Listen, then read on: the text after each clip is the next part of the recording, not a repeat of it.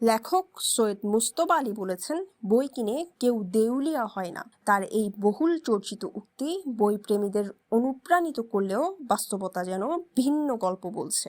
চট্টগ্রামের বই মেলায় পাঠকদের আগ্রহ কমে যাওয়া আর বিক্রি আশানুরূপ না হওয়ায় দেউলিয়ার শঙ্কায় দিন পার করছেন বই বিক্রেতারা। বই বিক্রি না, বই যারা ছাপাবে এখন এদেরই দেউলিয়া হওয়ার অবস্থা। আগামীকাল শেষ হতে চলেছে স্বাধীনতা বইমেলা, অথচ শেষ মুহূর্তেও স্বস্তি নেই বিক্রেতাদের মুখে, বরং শোনা যাচ্ছে হতাশার কথা। তাদের দাবি, নির্ধারিত সময়ের বাইরে গিয়ে ফেব্রুয়ারি মাসে মেলার আয়োজন না হওয়া এবং পাঠকদের বইয়ের প্রতি আগ্রহ কমে যাওয়ার ফলে এবার আশানুরূপ বিক্রি হয়নি। এতে স্টলের ভাড়াও তুলতে হিমশিম খেতে হচ্ছে প্রকাশকদের। আসলে স্টলের ভাড়া উঠবে না, এটা আমরা সকলেই জানি যে প্রতি বছর এই লোকসানটা কিন্তু যারা প্রকাশনা ব্যবসার সাথে কিন্তু জড়িত আছেন তারাও বেশ ভালো করে জানেন। তবু যেহেতু যারা লিখছে এবং যারা পড়ছে এবং যারা এই ব্যবসার সাথে যুক্ত, মূলত তারা আসলে লেখক পাঠকদের সবার কথা চিন্তা করেই আসলে প্রতিটি স্টল কিন্তু প্রতিবার দেওয়া হয়। বিক্রেতারা জানান, ক্রেতাদের মধ্যে বই কেনার চেয়ে ছবি তোলা ও ঘোরাঘুরির প্রবণতাই বেশি দেখা যাচ্ছে।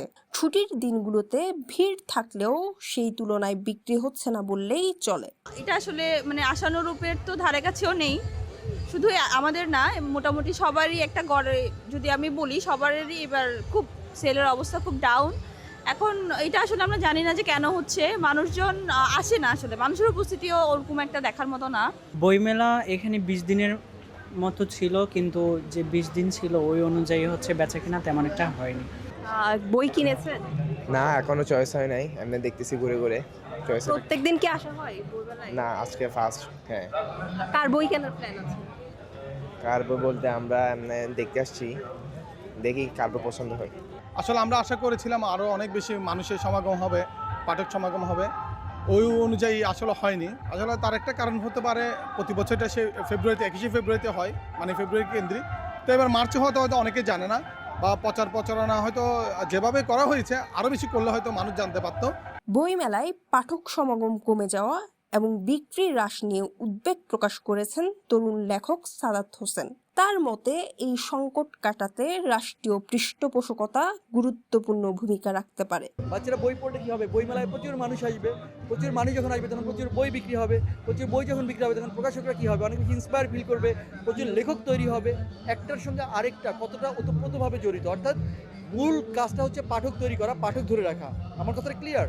2 নম্বর যে বিষয়টা সেটা হচ্ছে রাষ্ট্রীয় পৃষ্ঠপোষকতা সকল ক্ষেত্রে। ধরো কোনো একটা ঘটনা ঘটলেই বইমেলা পিছিয়ে দাও, কোনো একটা সমস্যা হইলেই বইমেলা পরে করো, কিন্তু পৃথিবীর উন্নত দেশগুলোতে দেখবে যে বইমেলার মতো ঘটনাগুলো পৃথিবীর বড় বড় রাজনৈতিক ঘটনার চেয়ে অনেক বেশি গুরুত্বপূর্ণ, ওইটার সঙ্গে কম্প্রোমাইজ করা হয়। কিন্তু আমাদের দেশে হচ্ছে বইমেলা সবচেয়ে অগুরুত্বপূর্ণ একটা ব্যাপার। দেখবে মিডিয়া সব মিলিয়ে বইমেলা ঘিরে উৎসবমুখর পরিবেশ থাকলেও বিক্রির চিত্রে নেই সেই প্রতিফলন। পাঠকের আগ্রহ ফেরানো এবং প্রকাশকদের টিকিয়ে রাখতে এখন প্রয়োজন সময় উপযোগী উদ্যোগ। নইলে বই কিনে কেউ দেউলিয়া হয় না কথাটি কেবল মুখে উচ্চারণ পর্যন্ত সীমাবদ্ধ থাকবে, বাস্তবতা হবে তার ঠিক উল্টো।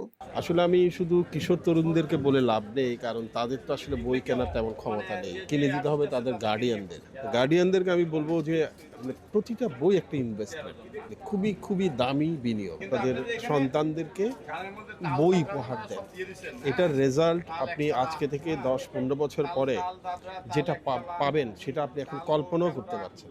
Mumtahina Chowdhury, CTG post, Chittagong.